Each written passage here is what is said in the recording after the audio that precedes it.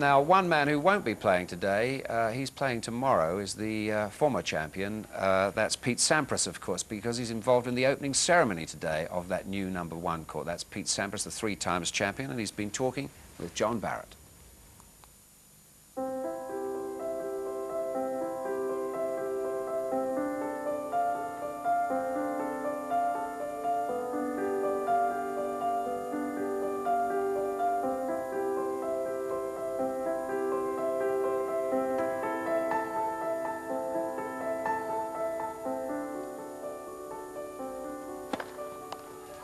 The champion is out. Was that a bit of a shock last year, Richard Krejci?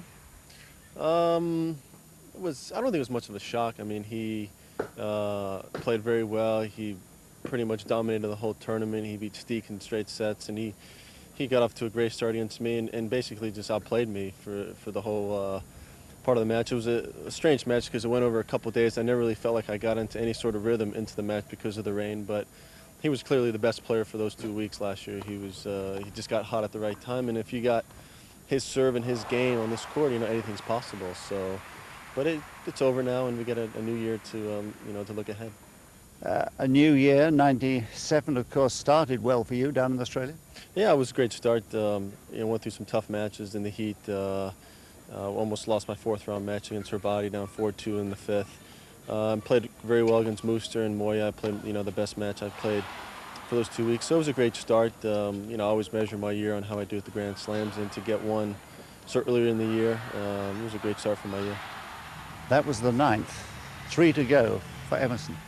Yeah, it's something that I've thought about it, and a lot of people have been asking me about the record, and it's something that I feel is pretty realistic that I can break. If I stay healthy and keep on playing pretty well, it's something that is definitely in my sights. You failed, sadly, to make it 10 in Paris. Was that a nasty experience, getting sick like that?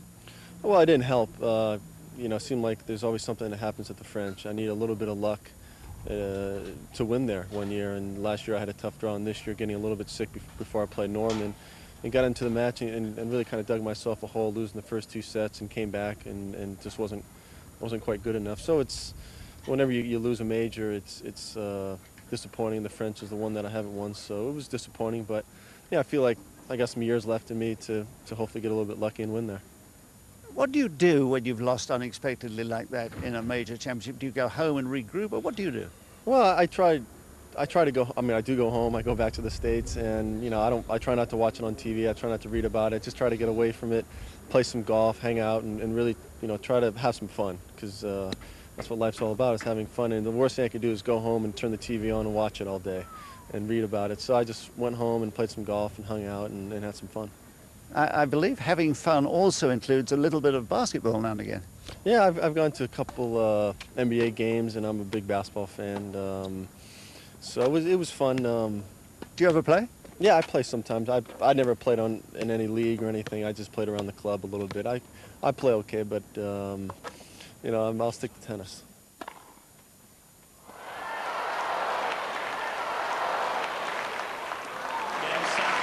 Michael Jordan, eat your heart out. And of course, you were a late entry for Queens. You asked for a wild card there, and that seemed to be going well until Bjorkman.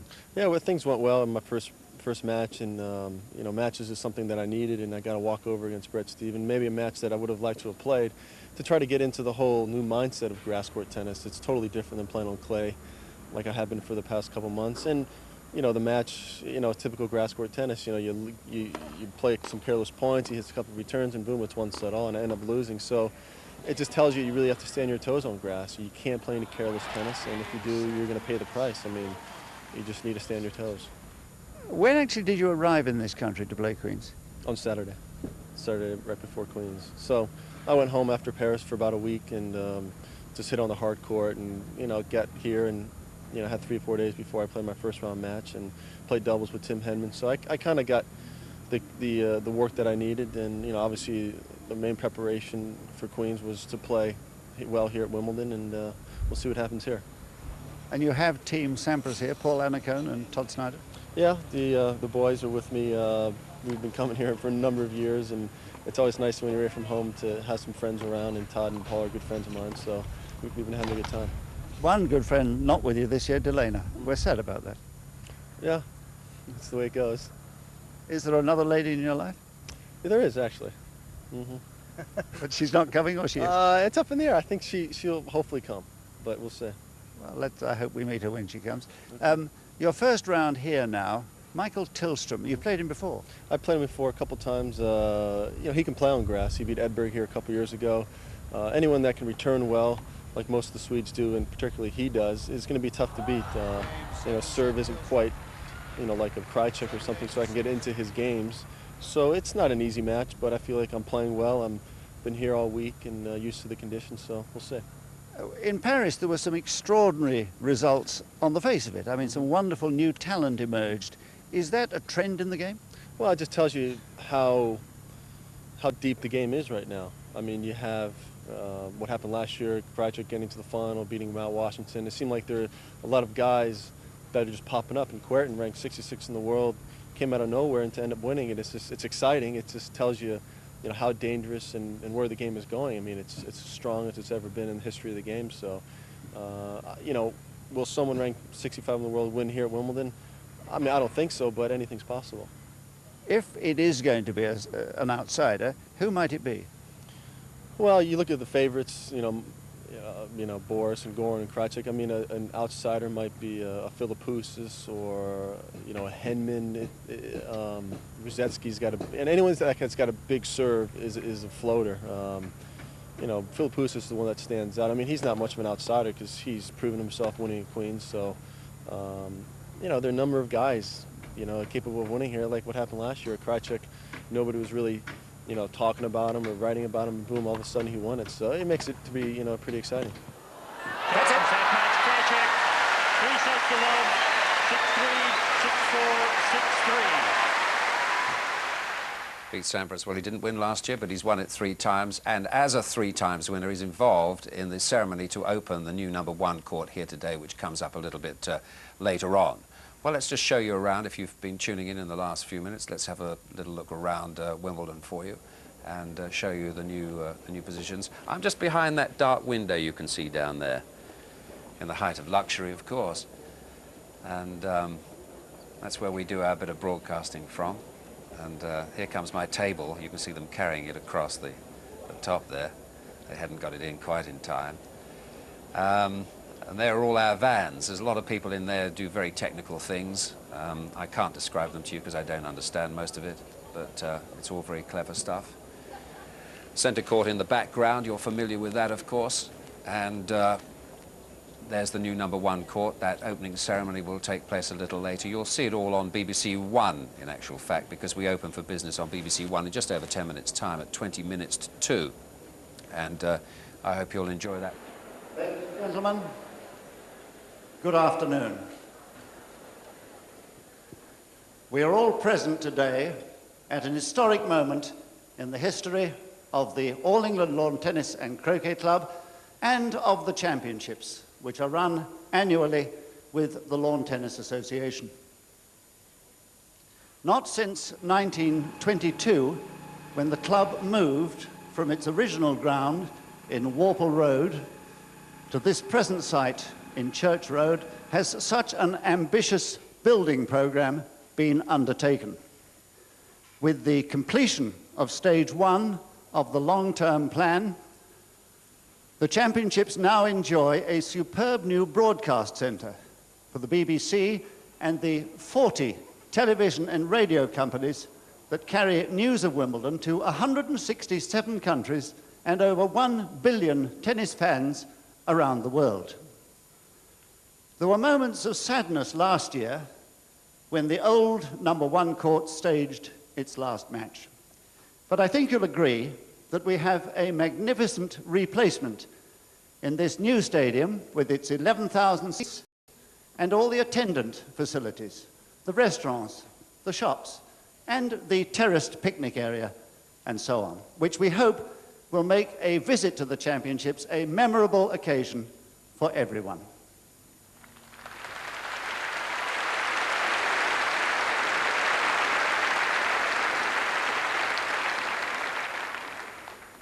In a moment, before the club's president, the Duke of Kent, officially declares this new court open, I shall be introducing him to some of our greatest past champions, all of whom have won the singles title here at least 3 times.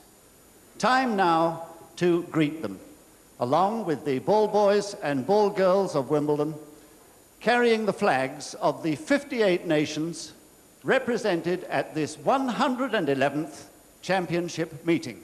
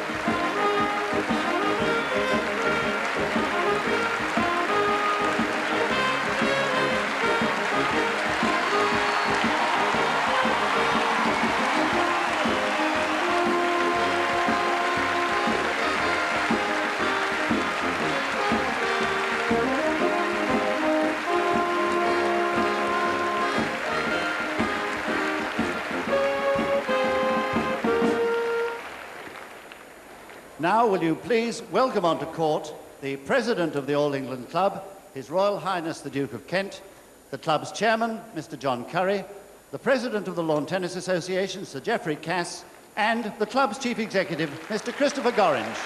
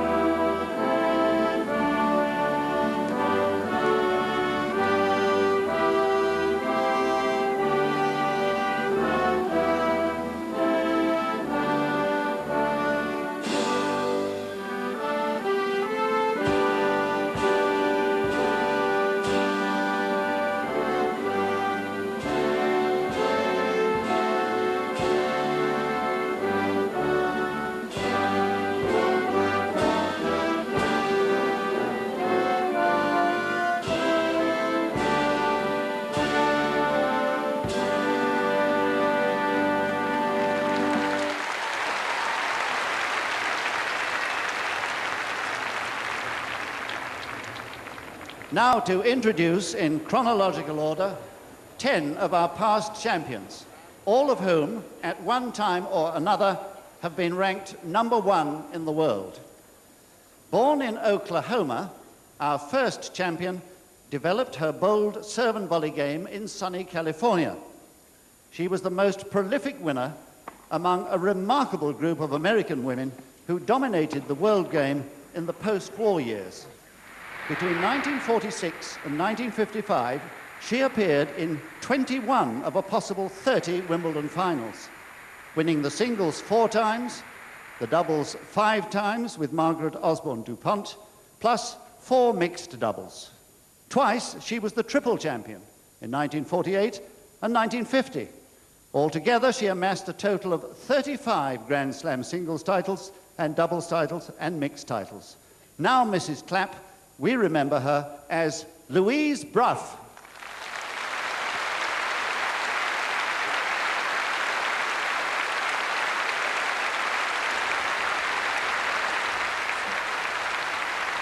With a smile on her face, Louise Brough receives her silver salver from His Royal Highness to commemorate both the opening of the court and her own record here at Wimbledon.